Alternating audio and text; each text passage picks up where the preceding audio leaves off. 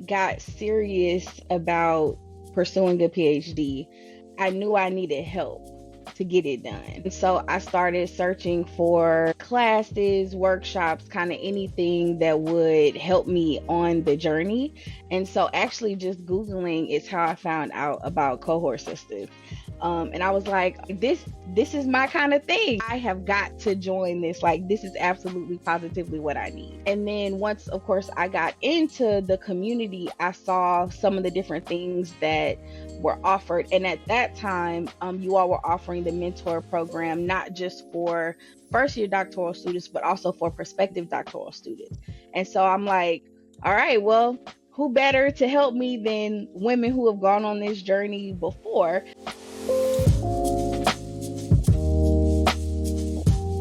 I have always been a student. I've always had to work hard to get the A's, but I've always been like a student, reaching for, there's 5 extra points to get, I'm going to try to get those 5 points, and I'm going to try to do it with excellence. So after my very first professional experience, I was left feeling a little defeated. Not that it wasn't a successful experience, but it really just was not the right fit for me as a person. After leaving that role, I was kind of on a journey of like, what do I want to do?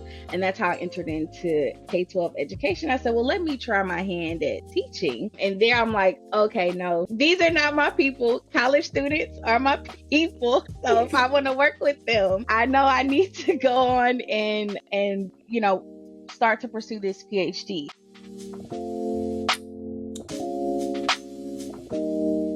I wasn't very confident in my ability to actually get into a program. I wasn't confident in my ability to write anything. Like, probably one of the biggest fears in the process was, I don't consider myself a writer. I don't consider myself at the time a good writer. So how am I gonna compete? How am I gonna get into these programs? When I found Cohort Sistas and of course the mentorship program, I knew that one, I needed help, and I felt like that was the best place. From the first iteration going through the mentorship program, there were some other girls that were in the cohort who were also, of course, in kind of the same space as me, and we got a chance to have some really good conversation. Actually spent a lot more time talking about our whys, talking about opportunities, hearing from my mentor Joanne for the first time.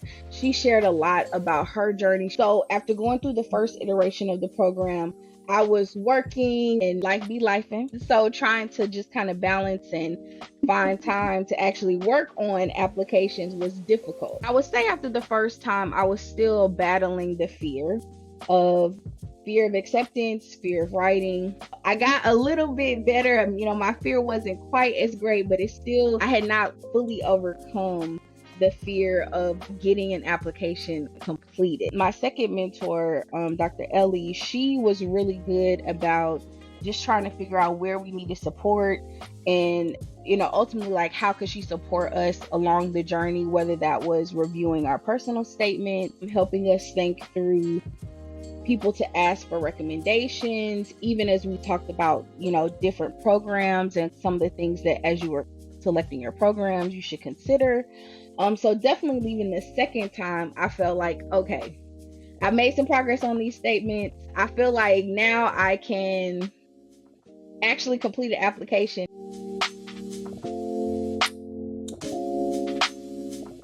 The first iteration of the mentorship program that I was a part of, our first mentor did not show up. It had one meeting, and then after that, it was just like radio silence. And so myself and one of the other ladies who was a part of the group, who we still keep up with each other. We both had reached out and was like, hey, we haven't heard anything from the mentor or from some of the other people who were in the group. And so I felt like, at least in that part, I felt like you all responded very swiftly and rectified it in the sense you gave us a new mentor very quickly who seemed actually committed to doing the program. I think that Cohort Sistas handled it very well. Going into the second cohort, I think that there was more intention around one, picking the mentors, and two, providing more structure to the mentors on how to facilitate the mentorship circles. I mean, she was very committed to making sure we, had our meetings at different cadences, and she made herself available to us via email. And if we wanted to have a side conversation, we could do that. So I think the second time around, again, the picking of mentors who were actually committed, but also the provisions around what should this look like, and here are some resources to use that not only benefit the mentees but also help the mentors.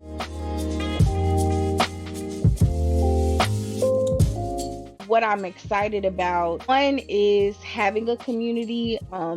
So going to Virginia Tech, I know going in that there's not a whole lot of Black women specifically in the program. It's not an unknown experience to me.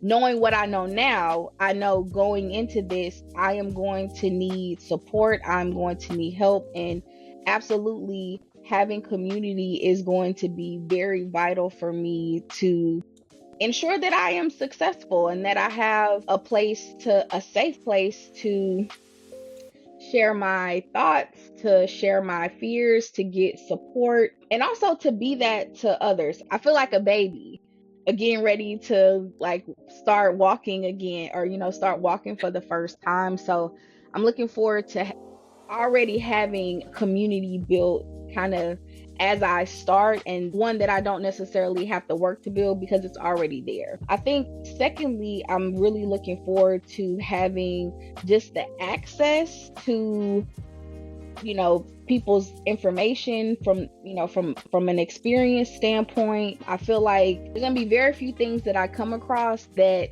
I'm gonna be able to bring to the new mentorship circle that people are not either A, gonna be experiencing it with me, so we're gonna figure it out together, or B, the mentor said, oh yeah, I've been there, done that.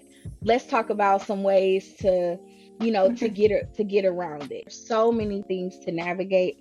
So I'm looking forward really to just having that community kind of already there that I can lean on. Just in general, the community it's so supportive. It's like everybody is literally rooting for everybody. So, it doesn't seem like people feel shame with asking questions. And it's just, I'm looking forward to having that safe space.